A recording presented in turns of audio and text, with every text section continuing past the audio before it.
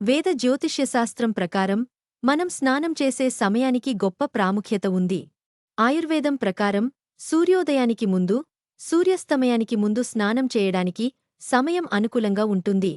ఎందుకంటే ఈ సమయంలో మన శరీరంలో పునరుజ్జీవన కార్యక్రమాలు చురుగ్గా ఉంటాయి.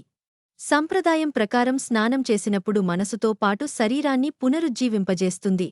ఈ సందర్భంగా స్నానాలలో ఎన్ని రకాలున్నాయి, ఏ సమయంలో స్నానం చేయడం వల్ల ఎలాంటి ప్రయోజనాలు కలుగుతాయనే పూర్తి వివరాలను ఇప్పుడు తెలుసుకుందాం.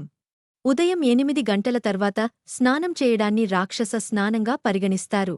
కాబట్టి 8 గంటలలోపు స్నానం చేయండి. అలా కుదరకపోతే సూర్యాస్తమయానికి ముందు స్నానం చేయాలి. శాస్త్రాల ప్రకారం ఉదయం 8 గంటల తర్వాత స్నానం చేస్తే కష్టాలు పెరుగుతాయి. ఆర్థిక పరంగా నష్టాలు పెరిగి పేదరికానికి దారితీసే అవకాశం ఉంటుంది. ప్రతిరోజూ తెల్లవారుజామున 4 నుంచి 5 గంటల మధ్య స్నానం చేయడాన్ని మునిస్నానం లేదా సాధువుల అభ్యంగనం అంటారు. స్నానం చేయడానికి అత్యంత అనుకూలంగా ఉండే వేళలో ఇదొకటి. ఈ సమయంలో స్నానం చేయడం వల్ల మీకు ఆనందం, మంచి ఆరోగ్యం, వ్యాధుల నుంచి ఉపశమనం, రోగనిరోధక శక్తి, తెలివితేటలు, ఏకాగ్రత పెరుగుతాయని గ్రంథాలలో పేర్కొనబడింది.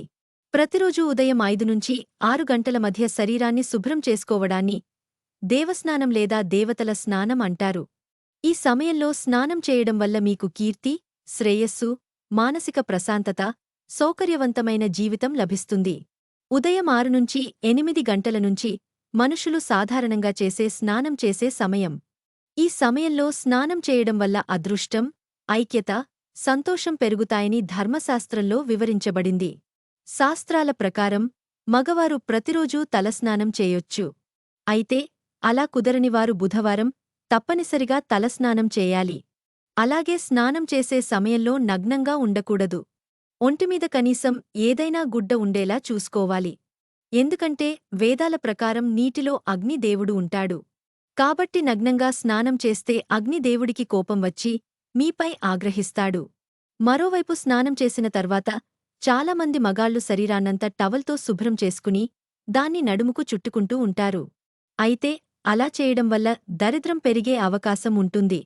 కాబట్టి స్నానం చేసిన తర్వాత కట్టుకునే వస్త్రం పొడిగా ఉండేలా చూసుకోవాలి. లేదంటే మీరు తుడుచుకున్న టవల్ పూర్తి పిండేసి కట్టుకోవాలి. లేకపోతే పూర్తిగా తడిగా ఉండే వస్త్రాన్ని కట్టుకోవచ్చు.